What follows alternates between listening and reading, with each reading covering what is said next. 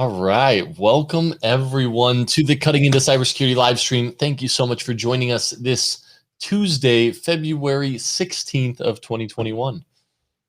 With me today, as most days, is my co-host Brandon Krieger. Brandon, how are you today? Not bad, not bad. Is everyone getting dumped on with snow right now? Believe it or not, I'm here in Maryland and our snow just melted today. So I'm quite thankful for that. Now, I know a few of our normal listeners are actually in the Austin, Texas area and are being absolutely dumped on by snow. They may have power outages, internet outages, Vivek included. So we might not see Vivek. So everyone has a chance today for the questions. That's right. We will be giving away a $25 gift card to the number one person who answers the most questions right the quickest. We had a lot of fun last week doing that, so we will be kicking that off again today. And for those of you out in Texas or the Midwest who are in very snowy conditions, please stay safe, stay indoors, and stay warm. Yeah, I'm in Toronto, so we're kind of used to the snow, but we've been hearing there's a lot of snow going around. I got a couple of colleagues and friends that were saying over the weekend that, yeah, like their internet, like you said, the internet went down, the power went out. So yeah, a lot going on right now. Yeah. Well, and so the crazy thing about Texas is it's not that, well, they don't get snow often, but because they don't get snow often, they're not prepared. They don't salt the roads. They don't have enough snow plows to plow the roads. If you guys saw the crash online, like whatever they put on the roads didn't work, right? So it's like there was a huge pileup. Did you see that, Brandon? Yeah, I saw a little bit of it on the news. Oh, and that semi truck just could not stop. So I hope everybody's coming out of that. Call the Canucks, us Canadians. We'd have let them know. Yeah, right. Contract you guys to come do snow removal. All right. There you go. Until you do that, we've got some questions. So guys, welcome to the show. Please give us some thumbs up. Looks like Sean Delane already did. Thumbs up, claps, hearts, whatever it is. Go ahead and hit those buttons here on LinkedIn Live. If you're on YouTube or Twitch, thank you so much for joining us. Please interact in the chat with us. We're going to be kicking off our questions for today, and the winner is going to get a $25 gift card to either Buffalo Wild Wings or Amazon, or I'll reach out afterwards. And if you don't like either of those two places, which is crazy, we'll get you something else. Deal? Yeah. Now, before we kick off, because I think we've got some new viewers today too. I've been hearing a lot. I think Neil from Cyber and Security is actually promoting us as well. So if you're from any of the new channels, YouTube, Twitch, anything along that line, comment right now. Let us know where you're from. This is your first time out. We'd love to kind of get you engaged. Like Joel said, we're going to have a little bit of a contest right now with the questions. But we'd love to know where you guys are coming from. If you're on YouTube or on Twitch, you're on LinkedIn, just to get everyone connected, because yeah, we want to see everyone that's coming out, as well as get you guys engaged. That's right. So first up, guys, is, as you guys know, a lot of us are studying for the CISSP, so we're going to kick right off and get into some questions. Now, these are going to come at you quick. So the first ones who jump in with the correct answer, you're going to get the points, and we will keep tally of the other people who get it right. And from there, we'll move in, and the person who gets the most right in the shortest amount of time is going to win that $25 gift certificate. Yeah. So be first and be the best. That's right. Now there's about a 50-second delay, so we're going to try to wait until the first few answers come rolling in until moving on to the next one. All right, Brandon, you ready? I'm ready. Let's go. All right, cool. Let's see real quick. Pivot over to LinkedIn. All right, here we go. So before we do that, we have Christine in the house. She's on LinkedIn this time and not YouTube. For some reason, we were not seeing her last time. We have Pujan. Thank you for joining. Sean, guys, welcome, welcome. We're kicking off. Remember, first one with the right answer, and we'll tally up those who get the right answer. So still put it in, even if other people do. And here we go. Question number one is, which term best describes a practice used to detect fraud for users or a user by forcing them to be away from the workplace for a while? Is it A, mandatory vacations, B, least privilege principle, C, obligatory separation, or D, job rotation? So looks like there's a few of them there that could be the right answer. Brandon, I'm going to be honest, I'm going to miss having you walk through these with everybody. I know, and there's a key phrase here that everyone should catch on to right away that will eliminate three right from the start. What is it? What part of the question should they focus on? Forcing them to be away from the workplace. Okay. So yeah, so there's at least two that I see, and we can kind of walk through these so people can answer at their own speed, right? But I'm seeing B, least privilege principle, probably isn't going to be it, and then D, job rotation is kind of built into the role. Neither one of those are forcing them to be away from the workforce for a while. Right. So that's what I'm saying. Like you got to look at that first. You got to look at forcing them to be away, not new job, other role, anything along that line. It's be away. So, Yep. and we're starting to see just the A's come in. Look at that. Are they in already? Oh, that's funny. My LinkedIn must be more delayed than yours. Well, I'm seeing it through our chat right now. You got Michelle Lang. She was the first one to the show. She comes in with the A, and then you got Pujan, and then you got Sean, and then you got Christine. So we got a whole bunch of A's coming in. So there we go. So Michelle got first, but then we got all correct answers. So let's go ahead and move on to the next one. So well done, guys. If you want to get these in first, refresh your LinkedIn page because I hadn't even seen the question yet, and you guys had already answered on the LinkedIn page. So refresh your screen so you can get the most up to date on this. All right, here we go. Question number 2. We'll give people a second to refresh. All right, moving in. Which of the following is a fraud detection method whereby employees are moved from position to position? A, job rotation. B, mandatory rotation, mandatory vacations, or mandatory job duties. And Brandon, are you keeping track of the winners? Oh, yeah. I got the first round. Fantastic. And so let's walk through which of the following is a fraud detection method whereby employees are moved from position to position. So there's the catch right there. The last 5 words. Yep. And Michelle Lang with the first answer again. She's on fire. All right. Let's see who else can roll up and get the right answers in here real quick. So we got Michelle. So yeah, let's walk through it. Is it mandatory job duties? No. No. Is it mandatory vacation? No, because you're not away from the office, right? So then it's mandatory rotation or job rotation, right? That's it. So those are the two you're going to narrow down to. Boom. There it is. Job rotation.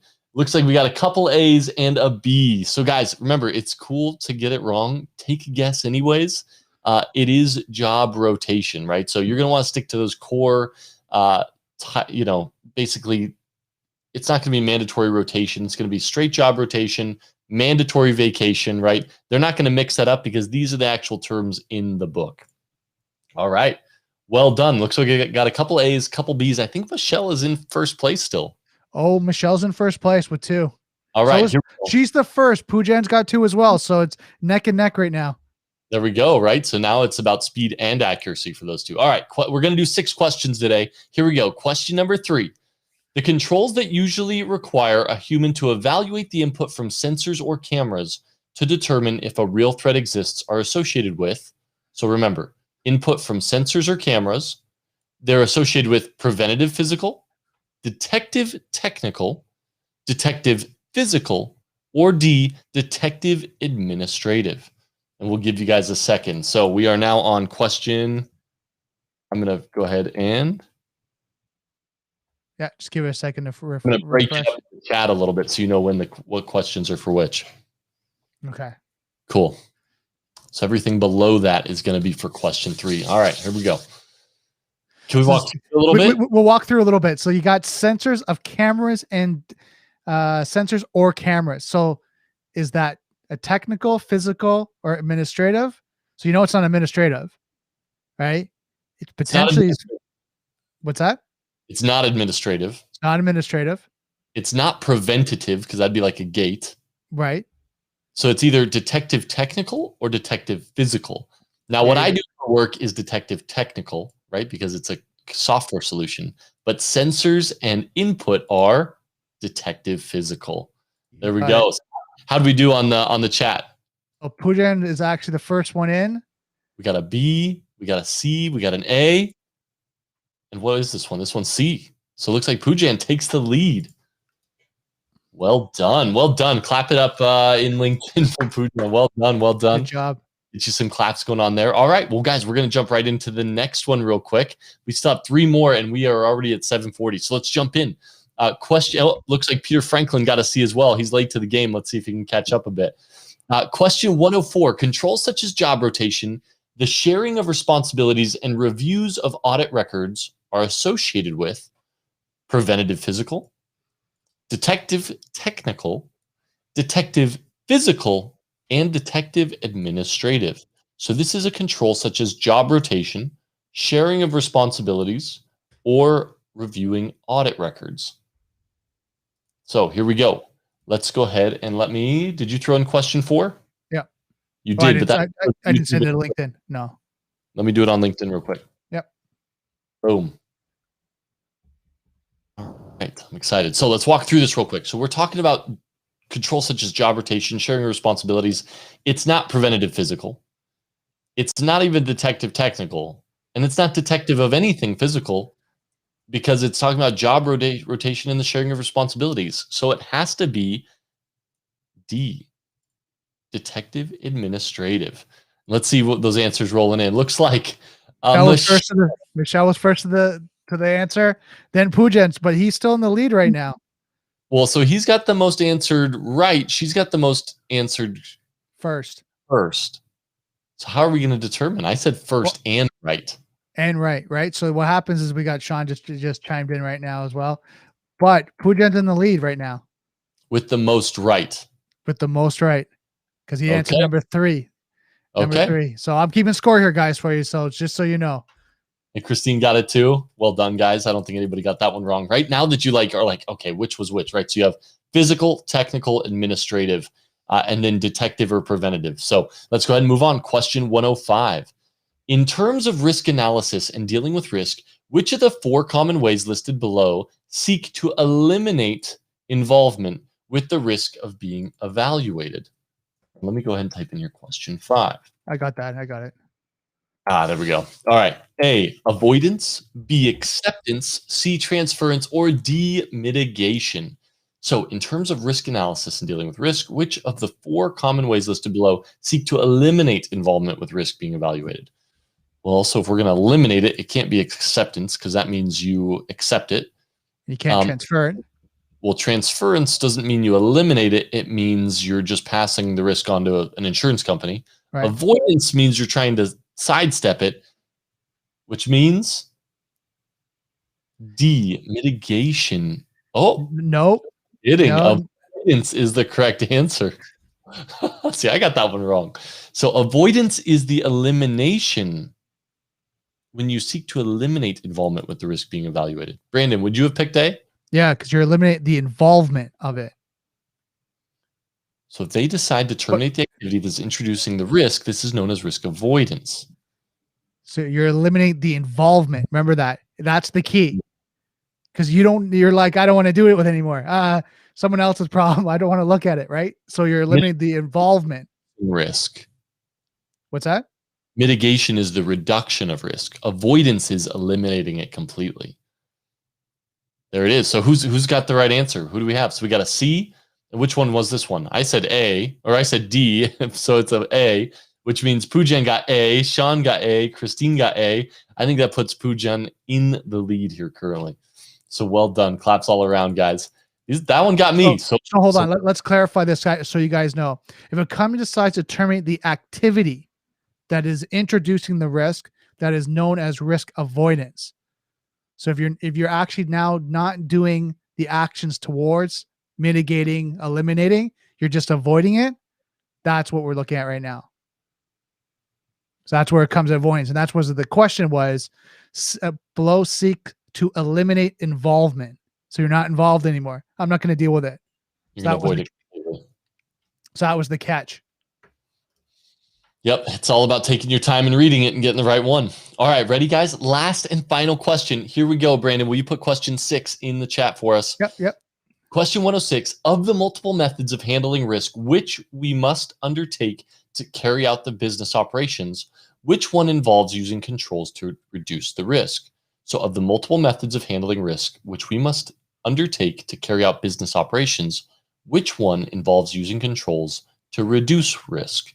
Mitigation, avoidance, acceptance, or transference? And we kind of touched on this in the last one. So this is going to be kind of a speed test because we kind of just gave them the answer to this, right, Brandon?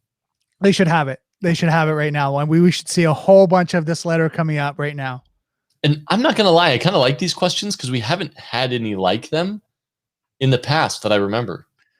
Well, let's kind of go through them and help them eliminate. Well, we know it's not acceptance. We know it's not, well, we know it's not avoidance because we just covered that.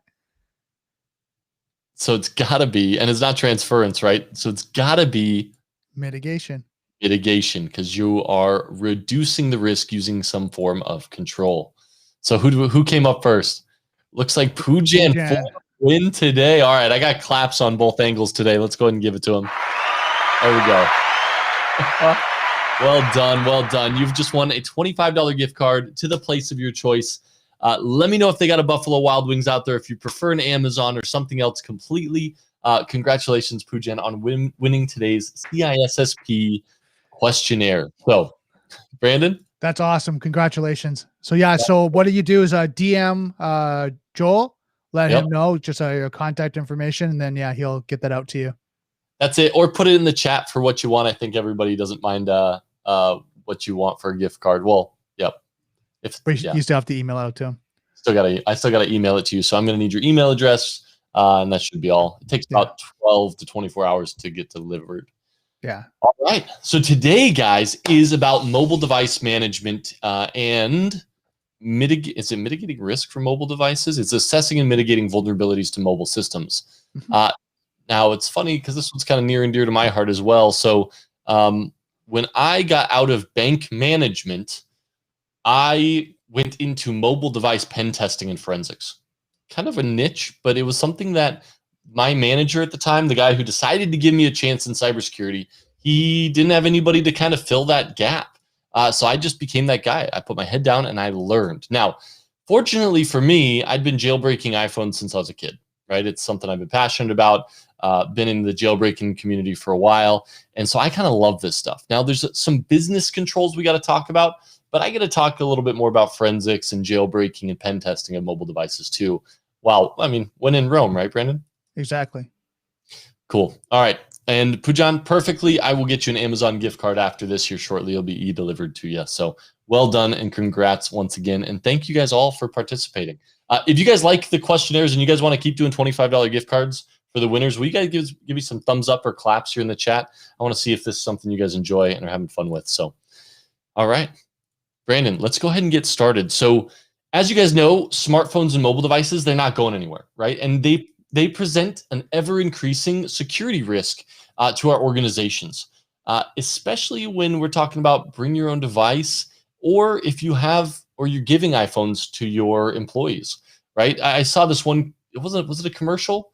Or it was just a YouTube video. A guy walked into the room and it was talking about all the things your iPhone replaced, right? He pulled out a calculator, he pulled out a computer, he pulled out one of those old school cameras and video recorders, and he's dropping all this stuff on the desk. He opens his coat and there's CDs everywhere, right? So the iPhone has replaced so much, but it also means it brings in a lot of vulnerabilities into your environment. Well, here's the funny thing. How many people remember the pagers and the old cell phones, right? The old brick cell phones with the big antenna, right? And all you do is just, you press the pad to kind of call out. No call display, no nothing, right? You just dial out. I remember those ones. Those were the days, right? When you walk around with a pager, so you had to go find a payphone to be able to use it, right? Now, like you said, everything's on your phone right now. Everything's on your smart device, right? From email applications, scheduling, you name it, calendar. It's pretty crazy. So malicious insiders can bring in malicious code from the outside of various storage devices, including mobile phones, audio players, digital cameras, and memory cards. These are same storage devices can be used to leak or steal internal confidential and private data in order to disclose it to the outside world. Where do you guys think most of the content is leaked from? For WikiLeaks? Yeah. Mobile devices, right? And I got an interesting article I want to share, but first I want to talk about Michelle's comment. She said she had a huge car phone for work calls back in the day, right? And that was the cool thing to have. You had a huge work phone, right? And she said she still uses a pager. And I actually know a lot of people in the medical industry who still do. That's awesome. So good stuff, Michelle. No, she said her mom had a huge phone, not her. Yeah, her mom had the huge car phone. But yeah, if you have a picture, that'd be funny. We should Google one. But talking about mobile devices, interesting little fun fact about WikiLeaks is they actually released an article, and it was about how the CIA hacks your phones, TVs, and PCs. Now, hopefully, nobody on here is a high enough target for the CIA to be investigating, but WikiLeaks released thousands of documents, and you guys can look this up online. But it talked about, basically all of the different devices they were able to get into, from iPhones to Android phones, Windows, Linux computers, and they even said they were able to get information out of these encrypted messaging apps such as WhatsApp and Signal. Now, this was a little while ago, but you guys, and give me a thumbs up if you guys remember when the FBI was trying to get into the iPhone from the San Bernardino shooters. Do you remember that, Brandon? Mm-hmm. Yeah. They went to Apple. They said, Apple, hey, will you give us the back door into your OS so we can hack into this device? We only have one more chance to enter the code, or else it locks it and encrypts everything forever, right? Right. And do you remember what Apple said? Oh, they said no. I remember that. No, we're not giving anyone a back door. They said no. And do you know what happened after that? Oh yeah, from my understanding, correct me if I'm wrong, the FBI went to a outside consultant, I think was from the Middle East, and he got in within a few hours, like a day, I think it was. Yeah, they basically said, okay, thanks, Apple, thanks, but no thanks. And they went to Israel, and they had these guys basically break into the phone, right? And that was an unjailbreakable version, right? So there was no publicly available exploit code, and it took them less than a day to get all the data from the San Bernardino phone. So if that's not proof, I don't know what is. But that was a quick example of WikiLeaks and some of the security risks, right? So if the CIA and FBI can get into all kinds of devices, if you give somebody enough time, chances are they might be able to too. Right. Cool. Now, there's a few reasons, right? When we're talking about mobile devices, why they're the target of hackers. Well, we store all kinds of stuff on our devices, and you're not going to have a firewall running on it, right? And half of the antivirus products available are total garbage. Yeah, and here's another example of that. I love the headlines. If you guys don't get anything else from this, the headlines of these web pages are epic. Android antivirus apps are useless. Here's what to do instead. And it talks about good security practices for your mobile phone. But yeah, a lot of these antivirus devices, they'll miss all kinds of stuff like side-loaded apps. It's not a good place in the world. So anyways. And I think Symantec came out with a SEP app, right? I'm trying to find to see if I have it on my phone. Yeah. They had a SEP mobile app, which really doesn't do much. It says if your device is updated. That's literally. Yeah. Now there are some cool apps that I'm going to share later, Brandon, some of which I've actually had the chance to pen test the mobile app that are actually really good. Okay. Really quality. It's still not a firewall and endpoint management like you'd have on a device, but it's good stuff. Now, one of the other features to a mobile device is that USB connection, right? Mm-hmm. And you can perform syncs, but you can also plug it into other devices, and you can use your phone in a number of different ways. And we'll talk about that here shortly. Well, as you've seen, like I know this for recording videos, a lot of them now come with external storage now that you can plug into the bottom, right? For iPhones at least. So you think about that. Now you have applications that you can actually scrape from the phone. Like there's all these crazy things. Yeah, you're spot on. Now, these mobile devices, they're also not immune to eavesdropping, right? With the right kind of equipment, most conversations can be tapped into, right? And not to mention anybody within 15 feet can hear it, right? So if you have a device just to listen in from further distances, boom, you've got those devices. But they can actually listen into the calls themselves. And a lot of the times they're actually recorded somewhere. Now, here's what's interesting. There was a show called Mr. Robot. Have you seen it yet, Brandon? Yeah, I saw it. Have you seen all of it? I haven't seen all of it. I saw several episodes, and then I don't think I saw I saw season 1. I didn't go past that. Okay, well, that's fine. But let me share real quick. There was an episode that was fantastic, but basically he's in a jail, and let me share it with you guys real quick. And let me see if I can blow this up just a hair for you guys. No, it doesn't want to. Let me see. I'm trying to get this full screen. Nope. Okay, well, that's all I got, but I can walk you through it. So basically, he was visiting Vera in jail, and he brought his phone with him. He had a Wi-Fi scanner app installed. I've got a couple of these scanner apps. They're great. You can get a Wi-Fi scanner app, a Bluetooth scanner app, and you can basically scan all the devices around you and see what's available. Well, that's what he did here. You can see the encryption algorithm being used as WPA2 on all of these Wi-Fi SSIDs. And you can see the access points, right? Now, you can crack WPA2, but it takes some time, especially when you have a phone, right? In this episode, he didn't have time to brute force it. So what did he do instead? Well, he's instead of just going for access points, he used the Bluetooth connection. And when the corrections officer car drove up near him, he basically scanned it. He saw the Bluetooth activate on his phone, and then he basically switched strategies. So he began to hack the Bluetooth, and he entered the computer system of the prison through that cellular device by hacking the Bluetooth connection. Wow. Pretty wild. Yeah. Now, people are like, oh, you can't do that, right? That's not really possible. Well, Brandon, where would you go if you needed to do that? I'd go to Google right now if I wanted to see if that was true. So it actually is, and you can actually do that, right? So a lot of the tools I just talked about, they're different apps you can grab for your phone, but there's one app in particular, or actually an operating system for a device, and it's called NetHunter.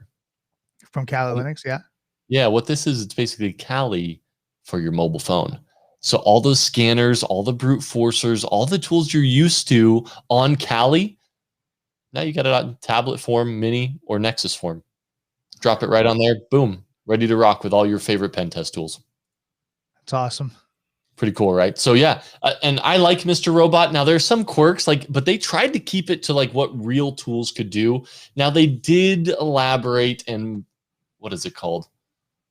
I don't know. They went kind of above what could actually happen, and they stretched the truth a little bit, but they actually did a pretty good job of what is realistically possible from a hacking perspective. So, well, supposedly on the actual show, they actually had hackers that were providing them insight on different compromises, breach methodologies, thinking process. So they were trying to make it as accurate as possible. 100%.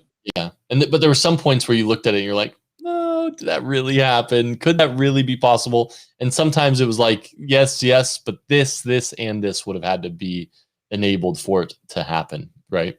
Mm-hmm. All right. Well, let's keep rocking and rolling. Yeah, go ahead and touch on the security features real quick. Yeah, so a wide range of security features are available on mobile devices. However, support for a feature isn't the same thing as having a feature properly configured and enabled. A security benefit is gained only when the security function is enforced. Be sure to check that all desired security features are operating as expected on your device. Now, as you know, Joel, when you work with an organization, a lot of times they have their own corporate image, right, and functionality that they're actually pushing this down. Yeah, they are, and so we'll get into mobile device management here in a little bit. By the way, MDM is the acronym. Three-letter acronym for mobile device management. So if you see that on the exam, MDM is mobile device management.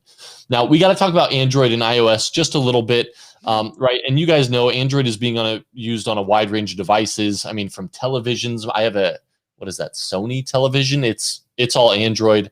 Game consoles use it. Cameras are using it. I didn't even know this, but microwaves, and I guess, yeah, the LG fridge is using it. Cordless phones and even ski goggles now have Android built into them. Oh, wow. Yep. Give me a second here. Yeah.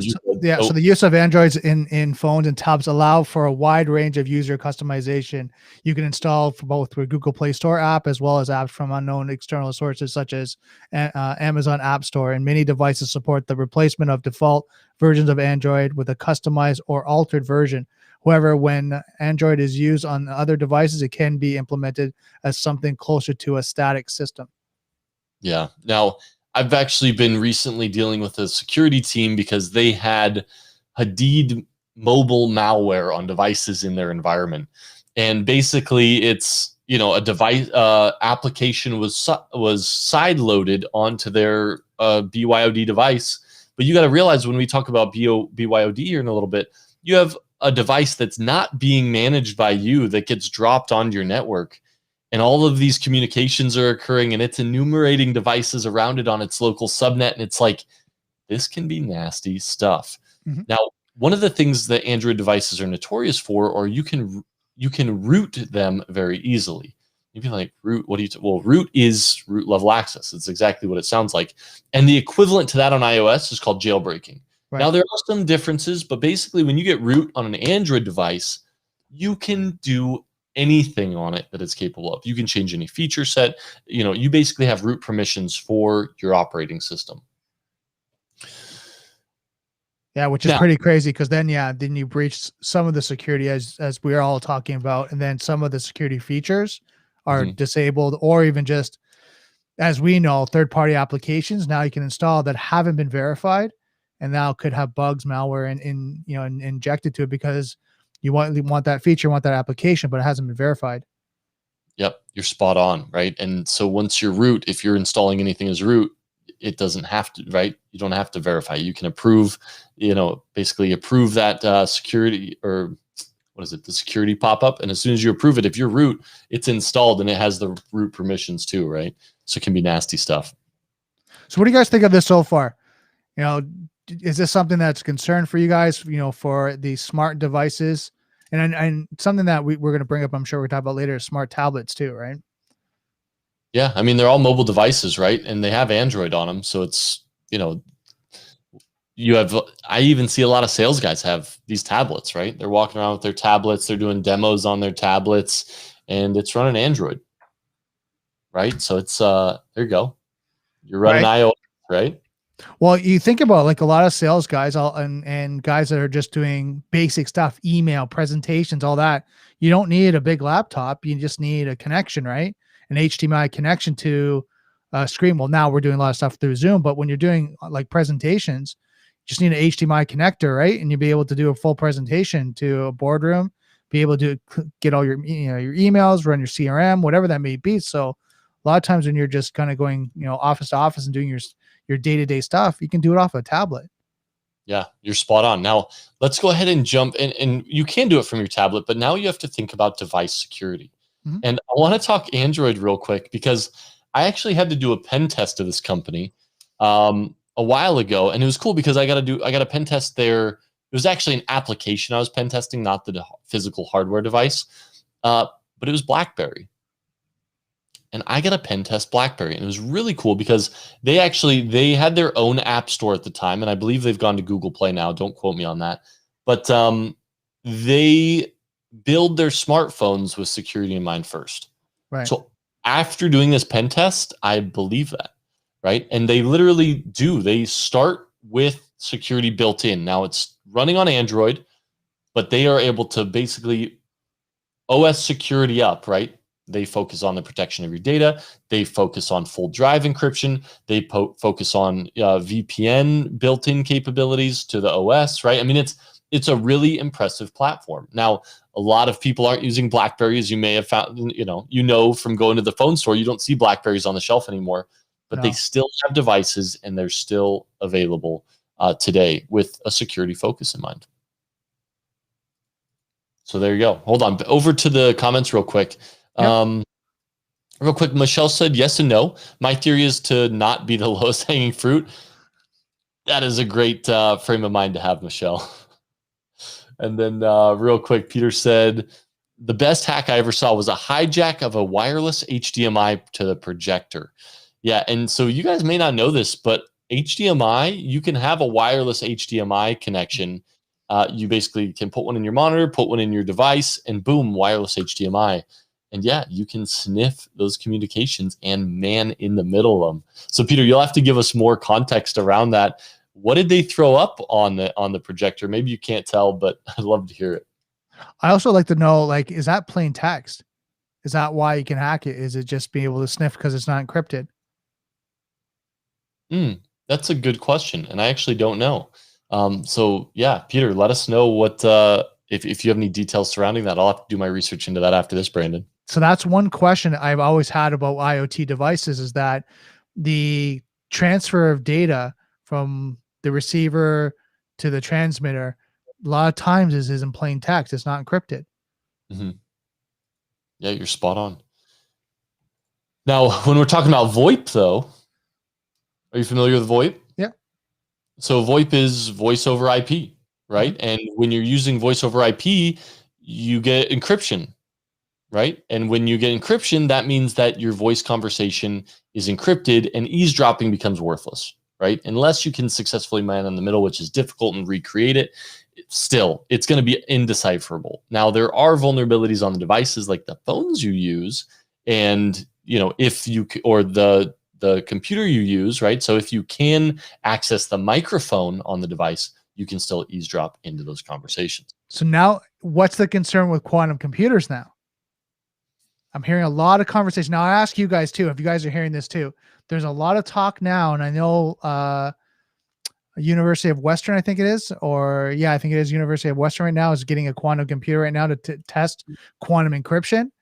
So now the question is about like all this encryption that we have out there is now with this quantum computers, is it now just Swiss cheese that now these computers can walk through? It's not that easy, right? I still think quantum computers are good at doing a few things really well. Right. And that's massive data processing. Right. But quantum computers still can't do the finesse work that your computer that you have sitting in front of you can do. Right. Right. So if you're talking about crunching algorithms and breaking encryption, that's what they're fantastic at. But if you're talking about doing other things, they haven't been built for that yet. Right. That's the kicker, yet. Right. Well, I'm talking specifically about encryption, because right now I'm hearing on my side, I don't know if you guys are hearing, let me know if you guys are hearing the same thing, is that now with the quantum computers starting to come out, now they're starting to have a concern about the level of encryption that's out there in the industry. Is it really now the level that they need? Because if more quantum computers come out, and they're talking about China, and, potentially in Russia, and like all these other countries, that they're going to start being able to walk through encryptions. And I'm talking about mobile devices. If you have all this transmission and data that's going over mobile devices, they can just walk through the current level of encryption. Is it truly now encrypted? Is it really truly protected?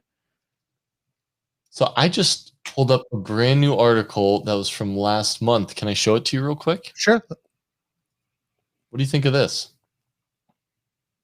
And that's what I was saying. I think the one that I heard was, I don't remember the actual specs, but it was like 20 grand. It was the university was getting for 50 grand. Yeah. Yeah. It looks like somebody was selling it for 50K. But this one will be portable. It'll be cheaper. And there's your quantum computer in a box, right? Right. That's pretty unbelievable. But when you talk about, now you are talking about machine learning and AI, when you have a device like this and you're able to crunch calculations, I mean, it takes things to another level. So really interesting. Also, the article we shared a while ago about the Chinese quantum computer. Well, think about this, $5,000. Now that's in the realm, that people can actually now get that. Before, like we talked about before in security, whereas that if you wanted to go and get, like, I think it was D-Link I think was the one, or I can't remember how it's, Google has one. We have to book time, and you only get like so many minutes and slots, right? Now it's like you can get one for your home. Man, but my password cracking, like how fast can I crack a password if I got 2 qubits of processing power using nuclear magnetic resonance? That's what I'm talking about. That's what I'm talking about. Now the commercial ones that cost 10 million, you get 50 qubits. Right. I think 2 should be enough to put on my shelf, I think. There you go. Quantum computer coming to a LinkedIn live stream near you. All right. That's awesome. Let's keep rocking and rolling, guys. Did Peter ever? I don't think Peter ever got us context around that. That's okay. No. I'll have to sync up with him afterwards and see what happened. But let's talk mobile device management. And one of the reasons why this became huge was, how do you remote wipe your device? Right? You lose it. It gets stolen in the airport. Shoot, you didn't fully encrypt your hard drive on your phone. Mm-hmm. What do? Right? You lost in a taxi. Yeah, right. And the taxi's not calling you to return it. Well, chances are you're going to need mobile device management, right? Or MDM. And that's where remote wipe or remote sanitation comes in. Basically, it lets you delete all the data, right? Or change the configuration settings. However, this still isn't a complete guarantee of data security. And I'll talk about that when we get to mobile forensics here shortly. Yeah. So have you? I have a question for you, Joel, as someone that does pen testing. Is there a way to disable that? Yes. Yes, there is. That's what I was wondering. Like if someone got it, say someone malicious, they got your phone and you're a whale, as you know, the definition term for us, you're a target value target, and I got your phone. Is there a way to disable that so that now it doesn't get remote wiped and I can now potentially crack your phone? Yeah, right here. This is your answer. Okay. There's a few ways you can do it. There's some technical ways you can do it, but this is the answer, and this is a Faraday bag. Right. Yeah. If I steal your device, and I use this more for forensics than anything to preserve, but basically it's lined with, I believe, copper made by Paraben Corp. Drop it in there, seal it up with both. You can't have any connections, but there will be no connections out to the internet. And I can take this back home, drop it in a Faraday cage, and then I can perform forensics on it before you can ever wipe it. And you also got one for laptops, right? So I was going to save that for my forensics section, but since you asked. Good stuff. But yeah, so imagine this, right? No internet connection. You can't remote wipe it. I can take it home, and these cost like $20, right. $50 maybe. I don't remember.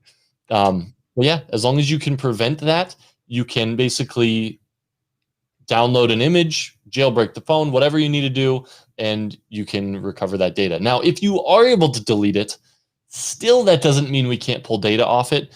There are undelete features and also data recovery utilities that you can pull data off of phones and wipe devices. Thus, the only way to make sure that the undelete option could not be recoverable is to encrypt your device. Or put a drill through it. Well, even then. But yeah. You said you saw Mr. Robot, right? When he had to move out, like I think he was evacuating his house, right? Got the drill out straight to the drives. Done. Yep. Or bleach, right? I think bleach is the politician's best friend these days. So there's Sean. Sean said, yep, Faraday cage. That's it. And then Peter, okay, he didn't abandon us. He said he's trying to find the white paper he had for it. So I'd love to see it. Let me know. We can always share a link to it in the chat and get some eyes on it. So fun stuff. Yeah. Now let's talk lockout, Brandon. Mm-hmm. Yeah, so lockouts on mobile devices similar to an account lockout on a company workstation.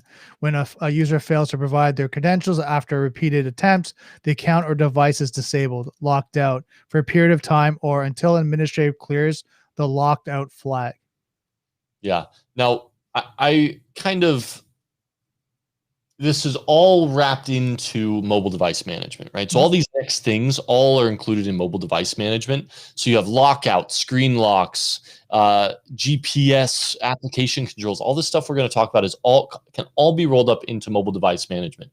But a lot of people don't even know what kind of is entailed in that. So let me share with you real quick. We use Jamp for our Jamp Protect for our laptops at work. But they also offer, and I've seen this used, and it's been a great resource. Jamp also offers a mobile device management software, and that is not what I wanted to do. I wanted to do that on this one. As you can see, when we zoom in a bit, I wanted the picture to zoom in. Draft. But you can basically see file vault enforcement, update inventory. You can do install the latest OS. And you can see the progress of all the devices being managed from this Jamp platform. And there's a number of them, right? The other one I highly recommend is Sophos. Sophos just does a great job with their security and management applications and bringing it into a single pane of glass for you. But you can enforce lockout screens. You can enforce, password complexity. You can make sure people are updating their phones.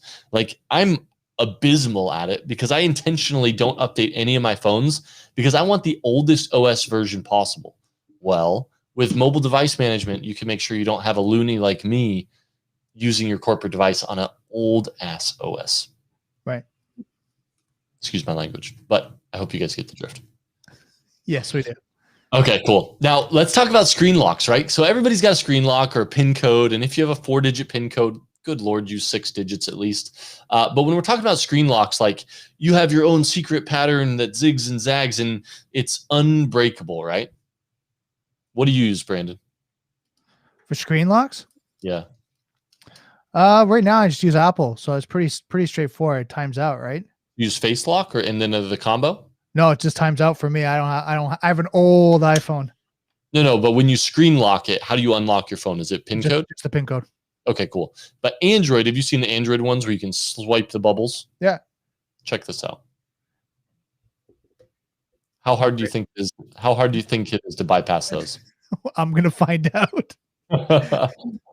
They're not too hard, right? So there's a bunch of different ways to do it. There's some pretty simple ways to do it in like one tool. One tool depends on the type of phone you have, but you can basically download applications, launch the application. You can pick, are you doing data recovery? Right? Oh, look at that. I can, are you managing your data? Are you doing a system repair? Or do you just want to unlock the screen? I just want to unlock the screen on my girlfriend's device, right? Boom, phone unlocked. What has she been doing? Lock it back up. Boom, you're done. Put it away, right? And no, I'm not recommending you do that. That was a horrible example. So please forgive me. But yeah, Brandon, any thoughts on this? I'm a little kind of shocked. Well, I mean, I should expect it because I mean, I know like you can on the iPhone you can get that kind of line thing as well, and you can draw. But like I think of like all the things that people do, like even just a heat map on it, right? You can kind of see where you're going. So eventually, over time, they could figure it out, right? Yeah, yep, agreed. And don't do that to your girlfriend, guys. Be honest with each other. Have communication, right? I'm married. I do not do that to my wife. I'm just prefacing that now. Happy wife, happy life. Remember that. That's key. Now, Nathan Hall said Jamf, he must use it and be fully bought into that. I like Jamf. They do a great job for Mac. And then Sean Delane says they use Microsoft Endpoint Manager, Intune. And so, Sean, I'd be curious, do you guys give out corporate devices? And if so, does it have a mobile device management side that you guys are using? And do you like it? More importantly, is it good to you guys? And can you manage your device as well? Yeah, that'd be interesting. Absolutely. All right. So that was screen locks real quick. And then we're going to talk NFC attacks. So have you heard of NFC attacks before, Brandon? I briefly heard about them when I was studying Security Plus. Okay. And so what do you remember from that, if even just a snippet? Well, I remember it was just, near field communication. So what you were doing is you're basically, you're capturing some of the transmission, right? That's what you're doing. You're kind of sniffing, right? Right. So what do you use on your old iPhone? Do you use your kind of tap to pay? Hell no. No? No, I don't even have my credit card or anything on that. I stayed away from that because I knew this one was that people were going through airports, right? And they had ways that they could scan out of your pocket. Now, of course, you had the EMF protection kits and all that. But even if you had it laid out, or if someone could just come by and swipe over your card or your phone or whatever that may be, and also you're paying for stuff. So I was like, I'm removing my credit card. Can't pay anything on my phone or my smart devices. Yeah. Now, I thought about that, and I probably should have less stuff on my phone, but I love that tap to pay because I don't carry my wallet anywhere, so I can go to the store and get groceries with my phone. Like, oh, it makes life so easy. That uses NFC. Now, Peter Franklin he made it funny. He said tape on the screen will show your pattern, and he's not wrong, right? So if you're trying to go a little bit more old-fashioned, you just can put tape on the screen and peel it, and you'll be able to see the places on the screen that are most heavily trafficked, and that typically is your lock screen and your PIN code. Oh my God, that's crazy. Yeah. Funny stuff. So, it looks like Peter might also use Intune. He says it's good for managing Android, not so much the iPhone with the new Apple security changes. Yeah. So have you seen the new Apple security changes, Brandon? Yeah, I've heard about them with the new controls with the actual now all the software and the controls, right? Especially with Big. I remember I ran into a problem with Big Sur. Yeah. Right? Some of the applications weren't updated, so now they wouldn't run on it because they didn't have permissions to be on the actual device, and it was pretty crazy. But yeah, I've seen some of the security changes. Yeah, and it was interesting because Apple is like almost getting in a tiff with Facebook about all the permissions, and like the pop-up for Facebook is, do you give Facebook permission to basically own everything on your device? And it's like, whoa, like now that you have to click yes on that, it's making people second guess a little bit. So Right. I'm trying to get the wife off Facebook. It's a slow process. Anyways. At least she's not posting pictures of the kids anymore, right? So we're making progress. There you go. Yep. So good stuff. One more comment from Sean real quick. He said, we issue corporate and also allow personal devices. Intune is Microsoft's MDM platform in the cloud. They manage the phones, tablets, and laptops. And I'd be curious, how are you handling people's own personal devices? Do they have to connect it to the MDM platform, or are they able just to be on their own BYOD network? So curious how you guys handle that. Yeah, I think that was a problem that I've heard for several companies, that the data management and responsibility. Right? Because if you bring your own device, who's responsible for the data? Now, if the data gets compromised, if I bring my own phone and I have family photos and things like that on my own phone, and the network gets corrupted, malware, whatever, and my phone gets now wiped or whatever, who's responsible? Is it me, or is it the organization that just got compromised? Right? Right. Yeah. Those are tricky situations. Now, yeah, there's all kinds of nasty stuff that conversation could go, right? Personal devices on corporate networks. It's like, oh, just don't do it. I never did, right? I recommend don't connect your personal device to corporate networks ever. If you pay for the data, what are you guys doing? Anyways, NFC attacks. Man, we get distracted on the show. Yeah. Okay. So here we go. Nathan Hall said, and Nathan, your profile's private on LinkedIn, so it just shows LinkedIn user on here. But it says one of the perks of NFC on the phones is now the phone needs to be unlocked. Right. So you got to unlock it. You got to use your facial recognition or the combo and then do it. Now, you may remember this instance of an NFC attack, Brandon, but there was a example. And actually, let me see what this says real quick. Yeah, so you all used to be able to automatically sync phones together. So you could like touch phones to each other and it would share contacts, and you didn't have to have the screens unlocked. Like, it was messy. Well, what happened on an airplane once, and you may have remembered this, I think they used NFC. It might have been Bluetooth, but basically near field communications, they started sharing out inappropriate photos with everybody on the plane. Right. I think it was NFC. And I think it was NFC that they were using, that one guy had a laptop and he was actually able to take control of some of the functions of the plane.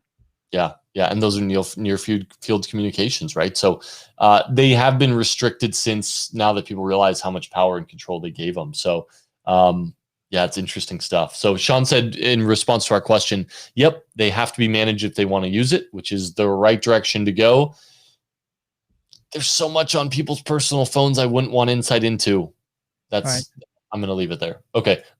And then Nathan, great points. He said some of the design problems with NFC have been resolved, but he is waiting for the next NFC bug, and I promise you it is just around the corner. So let's keep going though. Next is GPS, and this opens a whole new can of worms that I still believe we haven't even seen below the tip of the iceberg on. So Brandon, kick us off on GPS. So many mobile devices include a global positioning system, GPS chip, to support and benefit from localized services such as navigation. So it's possible to track those devices. The GPS chip itself is usually just a receiver of signals from an orbiting GPS satellite. However, applications on the mobile device can record the GPS location of the device and then report it to an online service. Yeah. And so I want to talk about two things when it comes to vulnerabilities of mobile devices. Geotagging. Like, if you guys have seen, I mean, you guys are in the InfoSec world. If you see those posts on LinkedIn, find out where this picture's from. Yeah, a lot of that stuff, you're going to find the answer in the geotags. Because what happens is when you take a picture these days on your phone or your mobile device, what happens is the device is geotagging the location. And iPhone is notorious for it, right? They'll even build it in and show you in your Photos app, like where, when, who you were with when this was taken, and they'll take images of their faces and like correlate those with people. Like, they're nasty with it. So you go and you post that on social media. Well, guess what? GPS location is there, facial recognition is there, and you're handing it over to Facebook. Among other applications. Right. So let's talk other applications. Now, what else do you use GPS for, Brandon? Well, I mean, you look at GPS for, shopping apps, right? Uber is one, right? Yep. prime example, you can track the driver and they can track you, right? To see where you are. You've got the new grocery store apps, right? Now they're delivering services, same kind of concept. Social media does it all the time, right? Like you Yep. said, with pictures, images, all that. And when you're tweeting from, even like if you're tweeting, Facebook post, whatever that may be, when you're starting to post, they'll say you're posting from here. Right. So many apps use it. And then I know just recently I watched a video on Facebook where they said you have to go into the privacy settings and go through, and there's an actual setting, and I can't remember where exactly, where it'll show everywhere you've been, where Facebook's been tracking you and what websites, where you've been. I remember doing it, and it was like 40 things they were tracking me that I shouldn't even have access to. So I was like, delete all that information, disable this feature. Disable that app, man. Are you still on Facebook, Brandon? I will not deny or say I am. Oh no. Bro, get off Facebook, man. Get off Facebook. Oh no, and Sean, he accidentally wiped his own cell phone. Was it through your MDM software? Oh, that's the worst. And were you able to get it back? That's the question. It sounds like Peter's been there and done that too. So, oh, that is a pain. But yeah, so let's talk GPS and some of the things we've seen. Well, there was an article released not too long ago where a fitness app allowed people to give away the location of secret U.S. Army bases. The guards, I believe, were basically wearing the fitness device or using the app, and as they walked around the bases, it was tracking and mapping out the base through their security patrols. Bum, bum, bum. Another one was I went to a talk over at a brewery, and I love these talks at breweries. That's when I became a huge Sophos fan, as they do a lot of those. But one of the speakers at Booz Allen, and I tried to find his blog before I got on here, but he works at Booz Allen, and he's got a hiking trail and an InfoSec blog. And I'll try to find it and get it to you guys. But really cool blog. He did a talk on the data, and he was an avid hiker, right, and fitness guy, on the data leakage that occurs in these fitness apps. Well, just like this, imagine if you're an individual, and he related it to a female taking a morning jog. Right. And it maps out the different routes she takes for her morning jog. And as she posts her workout and completes her workout, boom, that data is publicly available via their app. Now, it's not there where you can click through it but if you get into the background and you're using Burp Suite and pulling those sessions and mapping out their webpage and that user, you can see all of the paths they've taken. Now, he actually basically gave attention to the organization, said, look, you guys are leaking the data. And they said, yep, that's intended. That is the intended feature set of our application, and so people can share their workouts. And he said, really? What if I was trying to track somebody, a female running in the morning, and I knew that on Tuesdays she took a certain path and hit a certain coffee shop? Imagine the security implications.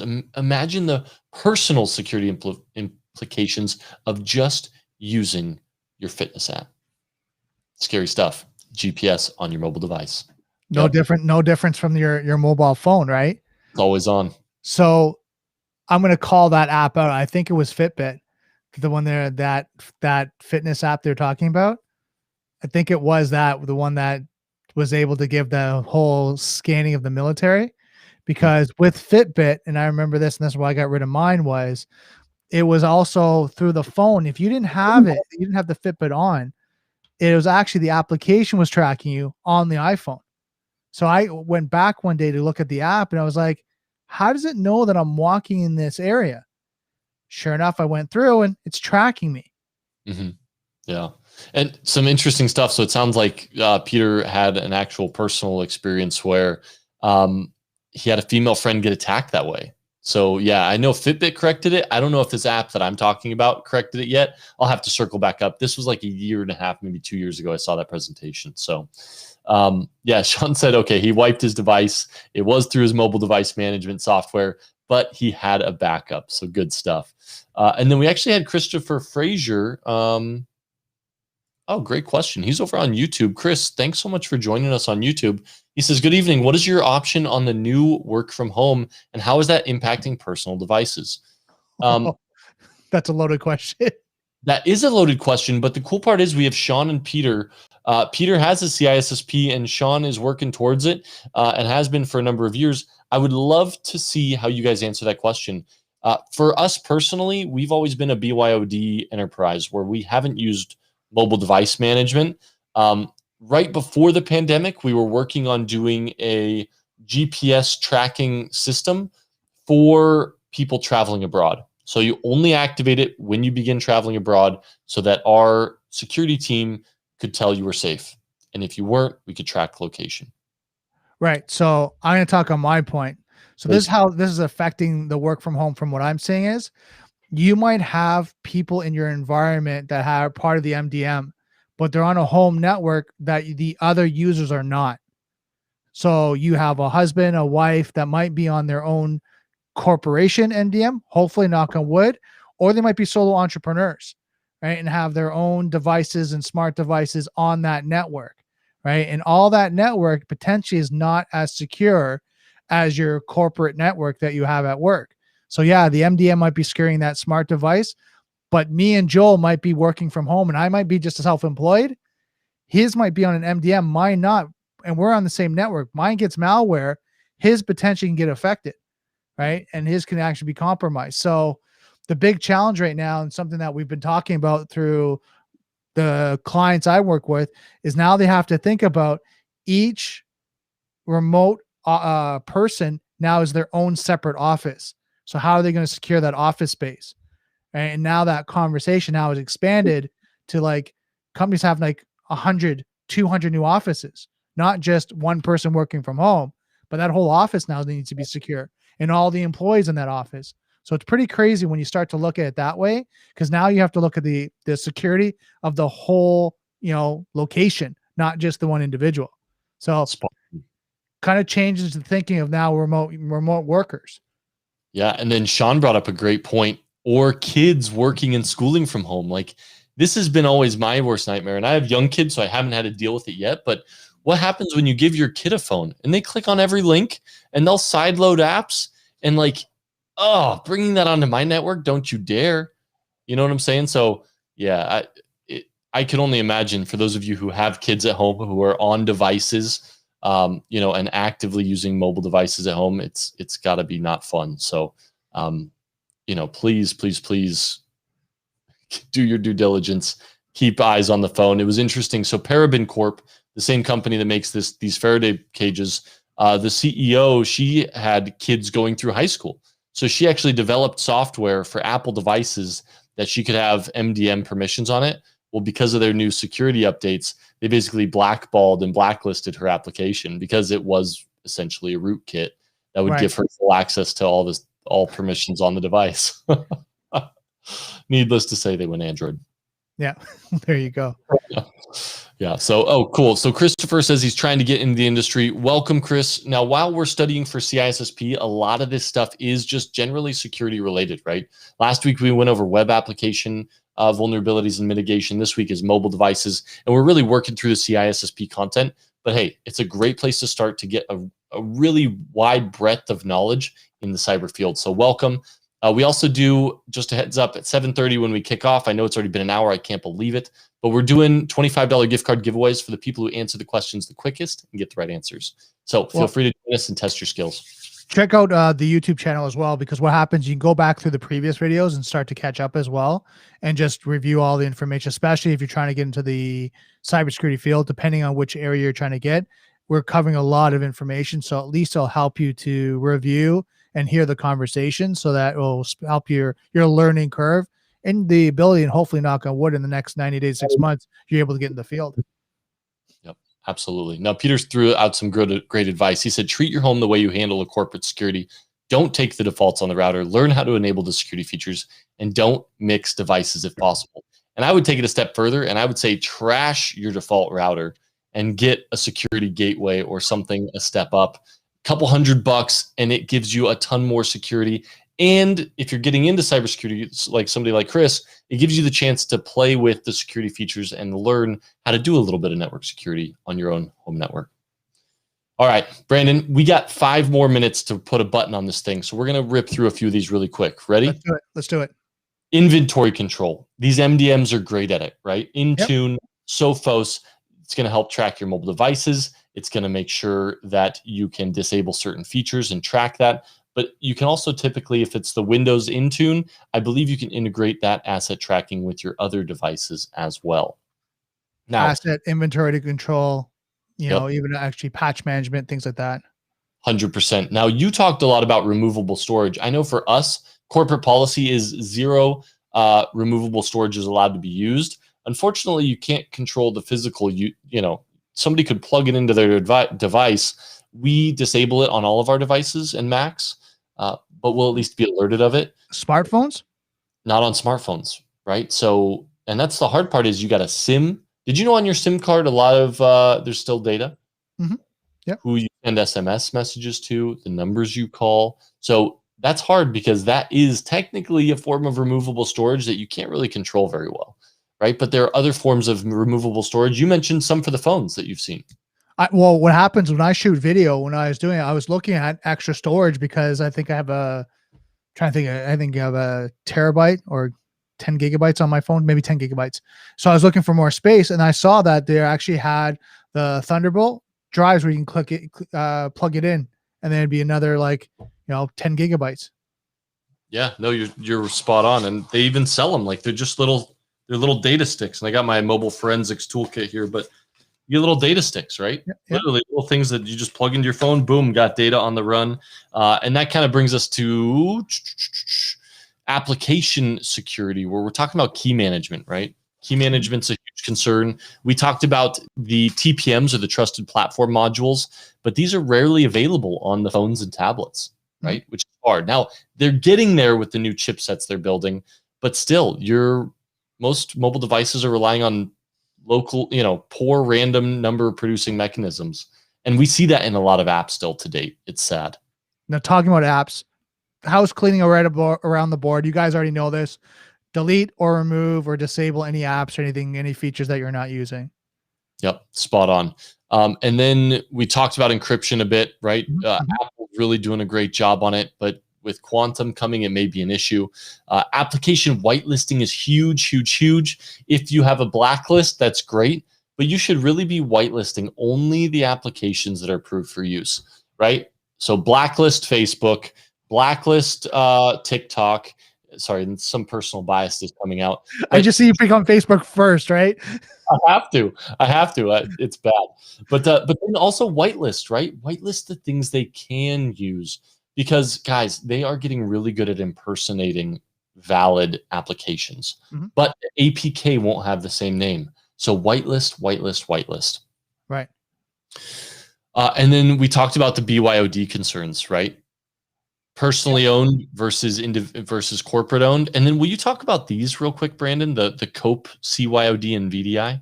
Yeah. So there's several alternatives to BYOD policies, including COPE, CYOD, corporate owned, and VDI. The concepts of company owned, personally enabled, right? COPE is for the organization to purchase devices and provide them to employees.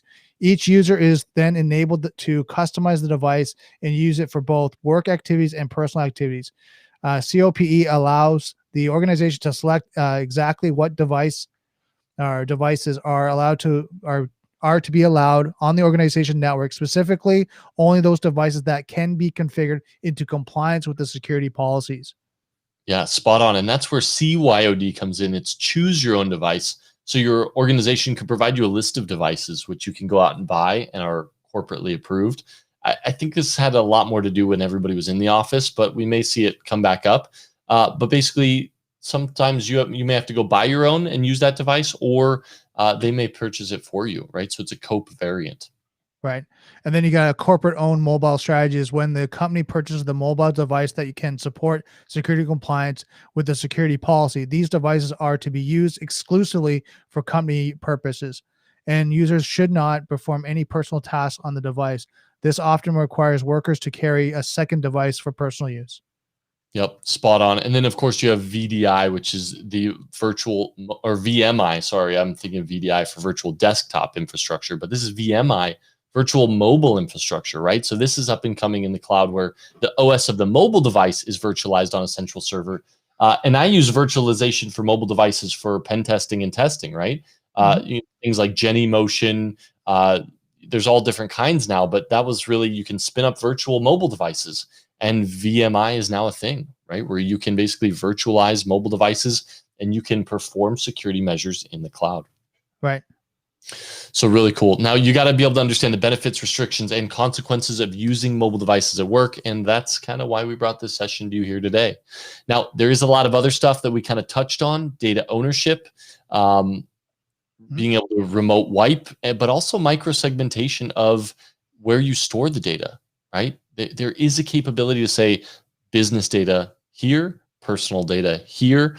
I'm curious if Sean and Peter get that granular with their security policies, right? Do you have to separate and segment the data or not? Right. And then hit on that last point, Brandon, for us. Yeah, well, support ownership, and this is the one thing that we were talking about earlier. Is like when an employee's mobile device experiences a failure, a fault, damage, who's responsible for the device repair, replacement, or technical support? The mobile device policy should define what support will be provided by the company and what support is left to the individual, if relevant, their services provider. So this is what we we're talking before. If someone brings in their own device, if you don't have the policy to say who is responsible and who owns the data, who owns the device, it's getting very complicated very quickly. Yep. And then it comes down to having an acceptable use policy for the mobile device. You have to state what they can and can't do with the device, because you got to remember most devices have cameras and video these days, and you got to be careful, right? From there, with acceptable use, there are legal concerns. And then you have architecture and infrastructure considerations, right? That's additional load on your access points. And then, of course, user acceptance, right? So they have to make, or as organizations, we have to make an effort to fully explain the details of this mobile device policy prior to allowing personal or even corporate devices to be in the production environment. I think that's it. That's it. I didn't get to show off my mobile forensics bag enough, so I'll have to save that for another time. Darn. But if you guys want to talk mobile forensics, mobile pen testing, mobile app pen testing, please reach out to me. I love that stuff, and I'm happy to dig into it more. It's so awesome. This is awesome. We covered a lot of good stuff, especially now when people are working from home. Right. I think that's just, it's critical right now just to kind of keep an eye on this. Yeah, spot on. And Peter said COPE will become more accepted as work from home becomes the norm, and maybe even include a security gateway as well. I would love that, right? Especially if you can have the mobile device with like a CAS-B connection to the internet where you're forcing it through the corporate connection. I think that'd be a fantastic solution. And then Chris also said, how about dual authenticity for phones, right? Having multiple profiles on there, right. Totally possible. Once again, then how do you keep that data segmented? Like, I think our phones still have a way to go. So all great points, guys. But thank you guys so much. Real quick, claps all the way around. Thank you guys for participating in our questionnaire at the beginning. Congrats once again to Pujan for winning today's $25 gift card. He said he wants an Amazon one. And guys, we're right back at you again on Thursday with a new Cutting into Cybersecurity. Brandon, closing thoughts for us? Yeah, I mean, with everything that's going on with the pandemic, everyone's working from home. It's so essential to be mindful of your mobile devices, the security. Make sure you take this to your colleagues, your friends, just educate them, make sure they're aware, because so many people are so overwhelmed, they forget the little things. And these are the little things that we carry around in our pocket. But as we're talking about today, they're so easy to compromise. Absolutely, they are. And Peter even said, I was hated about how far my policy went, but I never wanted to answer for a breach or malware. And to be honest, there has to be, usability versus security. I lean towards the security too, so I can't blame you, Peter, especially when it's in your job title, right? And then Sean said he supports the work applications for connecting to those applications, and they containerize all the data in the work applications. For all other support, we tell our users to reach out to their carrier. And that's a great point, right? So they're managing their corporate applications, and then if they want Facebook on there, should let them go. He's gonna bring up Facebook. I know. We're gonna get a message from Mark Zuckerberg. I hope we do. I would love to have him on the show one day and we'll talk security. Guys, thank you so much for joining Cutting Into Cybersecurity. We will see you guys 7:30 Eastern time on Thursday. Have a great week, guys.